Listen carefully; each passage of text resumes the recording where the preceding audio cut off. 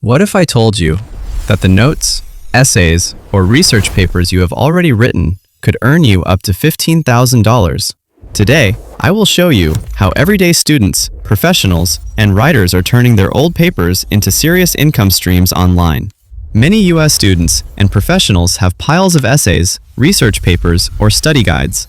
Platforms like StudyPool, CourseHero, and Etsy for printable guides allow you to upload and sell these papers legally. Each paper can earn passive income every time someone downloads it. Example, if one paper earns $10 per download and gets 100 downloads, that's $1,000 from a single upload. Organize your papers. Choose essays, research notes, or guides that are well written and useful. Upload to platforms. StudyPool, earn per view/download. CourseHero, get paid when students unlock your documents. Etsy, sell printable study guides or templates. Optimize for search. Use clear titles like Macroeconomics, Study Guide 20 pages, or a PA research paper example. Promote on social media. Share snippets on TikTok, Instagram, or LinkedIn to drive traffic. Scale up.